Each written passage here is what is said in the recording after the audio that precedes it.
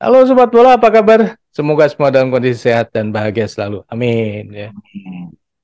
Kurniawan Dwi Julianto atau biasa disebut sebagai Sikurus Ya, membuat sebuah pernyataan tentang profesionalisme pesepak bola Indonesia.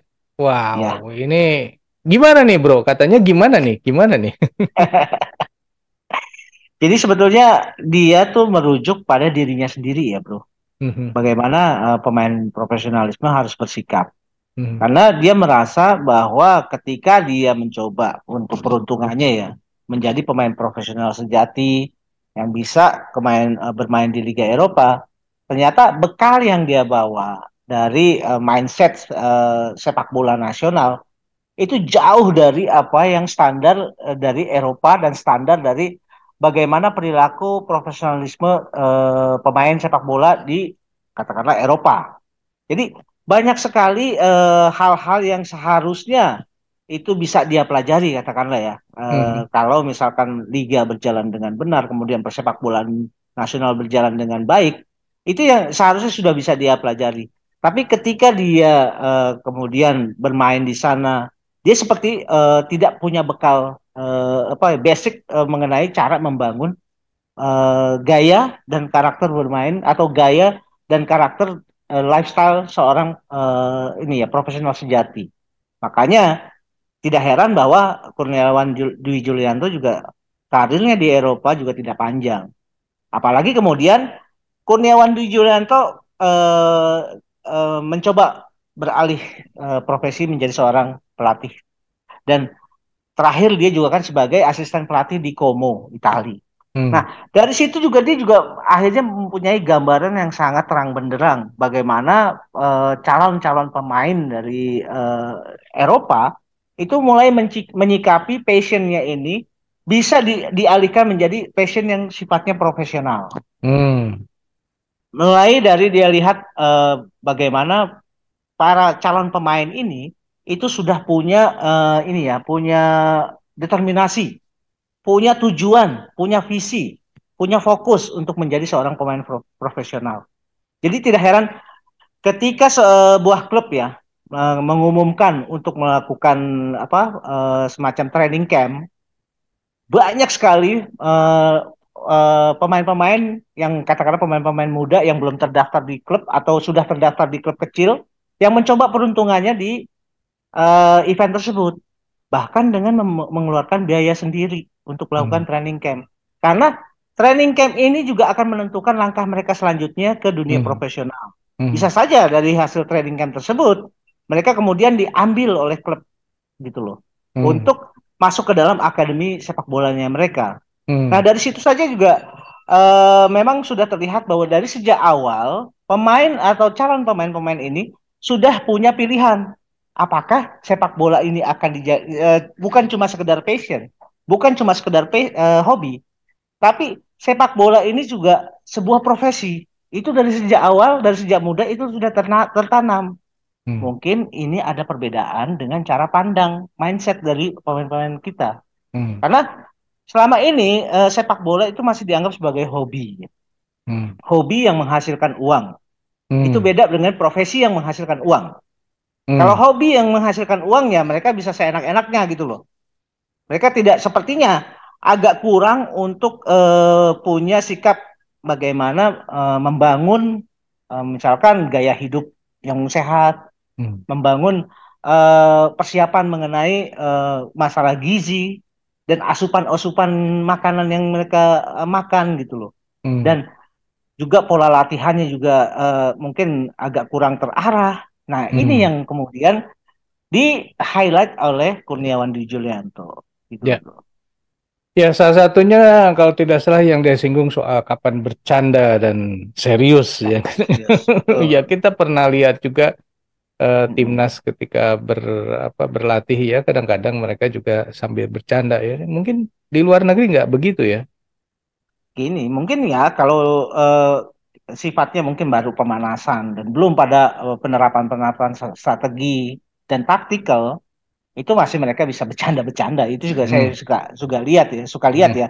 Hmm. Ketika mereka lagi masang sepatu, tiba-tiba sepatunya ditarik sama temennya gitu, itu lain Hmm. masalah Hmm. ya. Hmm. Karena itu dalam rangka persiapan menuju latihan yang sebenarnya. Hmm. Tapi kalau udah masuk ke latihan yang sebenarnya, kemudian Hmm. mereka juga terlihat tidak serius, ini yang bisa bahaya. Dan STY sudah memakan korban sebetulnya. Beberapa pemain nasional yang sempat dipanggil, tapi ketika dia di sesi latihan terlihat tidak serius, out gitu loh. Dan pemain-pemain tersebut adalah pemain-pemain yang di Liga 1 itu cukup menonjol. Saya nggak usah sebut nama ya, tapi ada beberapa gitu loh. Hmm. Ya, artinya serius ketika berlatih, serius ketika bermain, dan juga seharusnya serius untuk menatap karir yang lebih jauh ya. Itu betul. Betul, Dan betul, kalau menurut betul. saya Marcelino salah satu contoh yang bagus ya. Iya, karena gini, ini saya dengar juga ya, saya dapat informasi bahwa dari sejak muda memang Marcelino ini seseorang tipe pemain yang sangat ambisius. Hmm. Dan dia selalu berusaha mempush dirinya untuk mencapai level-level yang jauh di atasnya dia. Hmm. Kalau itu kan dari segi ini ya, behavior ya. Hmm. Karakter itu sudah terbangun bahwa dia bukan tipe seorang pemain atau seorang manusia yang berusaha untuk lebih di atas orang lain gitu loh. Dan Hmm. itu indikasi yang bagus sebetulnya. Nah, kalau itu kemudian dia punya saluran, dia juga bisa ditreatment dengan cara-cara yang bagus, ini bisa saja nanti menampakkan hasilnya di masa-masa yang akan datang gitu loh. Hmm. Dan tentu karakter atau keinginan yang ditunjukkan oleh Marcelino itu juga harus ditunjang oleh disiplin. Hmm. Dia tidak bisa mengandalkan pada karakter yang dia punya, tapi dia juga harus membangun kedisiplinan itu dari sejak awal. Dia Ya. harus tahu caranya bermain, dia caranya membangun fisik yang baik, dia tahu caranya kapan istirahat gitu loh. Dia Hmm. tahu apa yang harus dia makan. Itu yang paling penting, bro. Ya. Nah, balik lagi ke pernyataan Kurus ini. Si Kurus Mm-mm. bilang bahwa eh, untuk membangun sepak bola Indonesia yang lebih baik itu tidak hanya pada pemain tapi juga kepada seluruh stakeholder yang lain. Betul. Kira-kira di mana nih kalau misalkan PSSI ingin meningkatkan sepak bola Indonesia ini harus mulai dari mana? Saya pikir gini, yang paling tahu ya mengenai pemain dan paling tahu bagaimana cara mentreatment pemain sebetulnya kan ketika dia bermain di klub ya. Nah, eh, oke, kalau kita rujukannya lebih awal lagi, lebih dini lagi, itu juga mulai bisa diterapkan dari SSB ya, dari sekolah sepak bola. Hmm. Cuma persoalannya eh, butuh yang namanya penyeragaman, ada standar kurikulum dari mulai tingkat dasar, katakanlah seperti itu ya. Hmm. Kalau di pendidikan formal kan kita ada yang namanya TK, SD, SMP Hmm. gitu lah, Hmm. Hmm. lanjutan. Hmm. TK kurikulumnya seperti ini, ya kan? Hmm. SD seperti ini, SMP seperti ini. Itu yang harus ada di mulai tingkatan sekolah sepak bola SSB. Ya. Karena kita juga saya juga agak meragukan ya mengenai mungkin menjamurnya SSB ini bagus ya untuk menumbuhkan minat antusiasme terhadap sepak bola. Hmm. Tapi itu juga harus dibarengi oleh pelatih dan manajemen sepak bola atau manajemen sekolah sepak bola ini juga harus benar gitu loh. Ya. Jangan pelatih yang ya kita nggak tahu dari mana asalnya tiba-tiba jadi pelatih SSB gitu loh. Tapi begini, Bro. Ini kan yang Eh, menjadi persoalan adalah mindset. Seperti yang ya, disampaikan oleh Kurus ini. mm, ya Kan artinya mindset ini kan harus disebarkan. betul. Nah, Ya, mindset yang benernya itu harus disebarkan. Bagaimana cara menyebarkan mindset nah yang benernya ini gitu?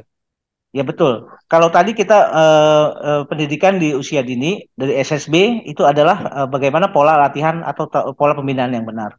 Hmm. Tapi kalau mengenai mindset seorang profesional, seharusnya ini dimulai ketika pemain itu masuk ke klub. Hmm. Jadi klub ini yang harus membangun, menciptakan lingkungan yang benar-benar profesional, gitu loh. Hmm. Hmm. Jangan klub hanya butuh pemain pada saat latihan, tapi dia juga tidak melihat. pemain ini ngapain gitu loh di luar lapangan gitu loh bro. Itu juga harus dibangun gitu loh. Jadi paling penting adalah kita menciptakan lingkungan yang semua profesional dan ini nggak bisa dihidupi lingkungan ini atau diciptakan lingkungan yang sehat ini oleh hanya satu dua klub, tapi oleh liga. Itu yang paling penting. Hmm. Itu bro.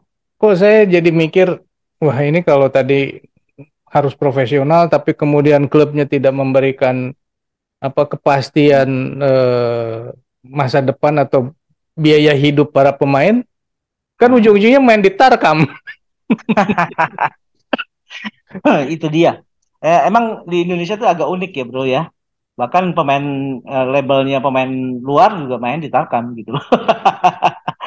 Nah, tapi oke, terlepas dari apa bagaimana apa Tarkam ini punya pengaruh, saya pikir kalau liga sendiri sudah sehat, bermain dengan bagus, nggak ada salahnya juga kalau mereka bisa bermain di Tarkam itu dalam masa jeda jeda kompetisi katakanlah. Hmm, Jeda kompetisi artinya kompetisi sudah berakhir gitu loh. ya. Jadi pemain diberikan kesempatan untuk libur misalkan 1 minggu atau 1 bulan untuk nanti kembali bermain di apa berkumpul lagi di klubnya. Mungkin dalam waktu tersebut dia juga bermain Tarkam, tapi ya memang Tarkam ini juga kan punya resiko sebetulnya Hmm, yang juga harus disadari oleh pemain-pemain profesional. hmm. Jadi baiknya sih kalau menurut saya, kalau kita sudah punya label pemain profesional, ya jangan main di Tarkam, itu bahaya. Jadi Atau artinya klub yang Bro Eri sampaikan bahwa klub harus bisa menjamin apa kehidupannya pemain, ya itu harus gitu loh bro. Jangan nanti mereka bermain liar gitu. atau Nah, Tarkam dijadikan liga resmi dan harus bisa, bisa. mengikuti aturan-aturan yang di apa yang disusun oleh PSSI. Bisa loh. Nah, Ini kan Tarkam bisa. ini kan banyak sebenarnya dan ya Betul. artinya harus harus ada itu sih. Oke. Oke sobat Makanya bola. gini bro, Ya. yang tadi saya menarik yang Bro Eri sampaikan mengenai Tarkam tadi.